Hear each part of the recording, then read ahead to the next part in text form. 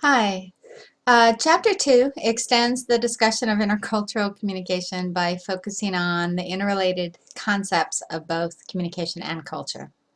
Many scholars argue that communication is culture and that culture is communication. In this chapter, the components and characteristics of communication are outlined, as well as its uses and its definitions. Additionally, there's a definition of culture that is presented along with its functions, elements, and its characteristics. So with that as an overview, let us dive in. So first we're going to focus on the area of communication. And communication is the basis of all human contact. Therefore, to understand a culture, we have to understand communication first. It's the ability to share ideas and feelings. And while verbal and nonverbal symbols may vary across culture, the reasons that people communicate remain the same. So let's dive in. The definition of communication is offered on page 29 of the textbook. You can go there for the specifics. Regarding the uses of communication, first is identity. Communication defines who you are. It defines your loyalties and helps you identify where you belong. Second is person perception. Person perception helps you, well, communication is the means by which you learn about other people, and it's also the means by which you describe yourself to others. The third use is for interpersonal needs. Communication satisfies a basic social need. It helps you feel included, gives you a sense of affection.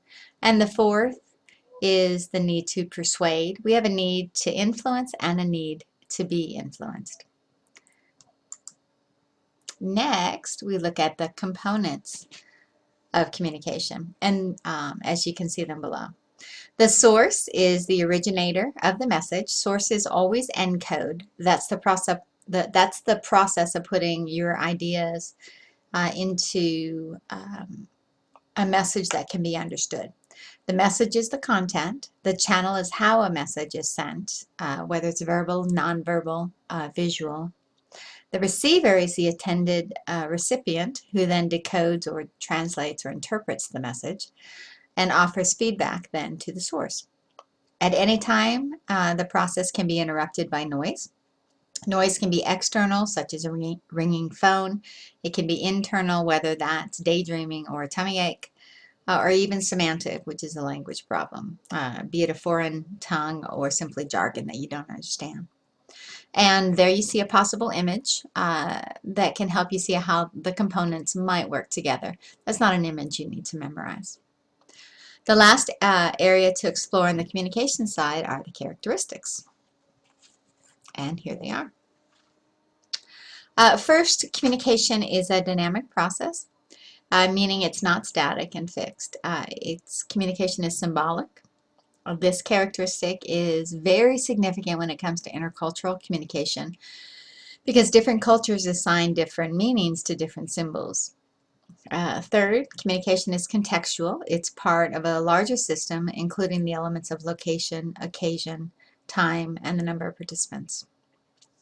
The fourth is that communication has a consequence. Messages do something to someone else. You change people when you interact with them, however subtly that change might be. Now, as your text argues, moving to this notion of culture is an easy transition after looking at communication, and that's part of the point. I want you to look for the similarities as we move to the discussion side of the, or rather the cultural side of the equation. You'll see that many similarities exist. All right. First, some simple concepts regarding culture. Culture shared. That means we have a collective frame of reference. That means that there's a group that holds culture in common, a society. For the definition, again, I'll let you go to the text. I think it's on page 38 in the 9th edition. Regarding the functions of culture, cultures lay out a pattern. That pattern reduces ambiguity. It gives you a set of norms. It sets up expectations about what everyone within that culture should expect. And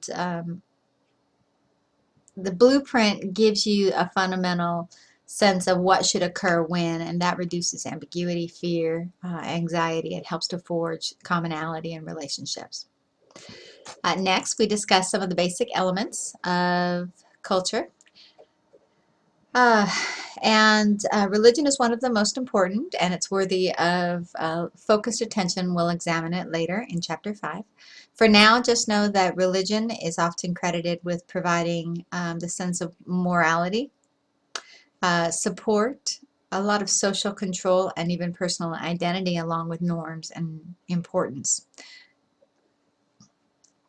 History, Chapter 4, also works to provide identity and does a lot to connect the collective past and present. Values are the qualities that people believe are essential. They are instructions about what's important in life, and those are provided also by culture. Typically, social organizations are things like schools or family structure. And lastly, culture often offers a common language, which is the vehicle of transmission. The last area that we're going to look at here are some characteristics. First, culture is learned, and that's both formally and informal. Informal learning is through relationships. Formal learning is often done through social institutions like school. We learn about our own culture through subtle things like proverbs and folktales and legends and myths and art and mass media. The important thing here is that unlike race, culture is learned. It is not innate. Second characteristic, communication is often passed on generation from generation. Third, communication is based on symbols, and these symbols tie us together. People can package, store, and transmit these symbols. These symbols can be verbal, they can be nonverbal. Fourth, culture is dynamic, and what that means is that it's subject to change. Cultures often resist change, but they can change. Changes are brought about by new technologies, which is why changes today occur faster than they have in the past culturally. Fifth, culture is an integrated system, which means all the parts of a culture are interconnected. As Hall said, you touch your culture in one place and everything's affected. So hopefully now you can see some of the similarities that I was referring to, and you have a better idea of why many argue that communication and culture are inseparable. And that's it for Chapter 2. Next in the learning unit, you'll find some exercises designed to deepen your understanding of a lot of these fundamental concepts.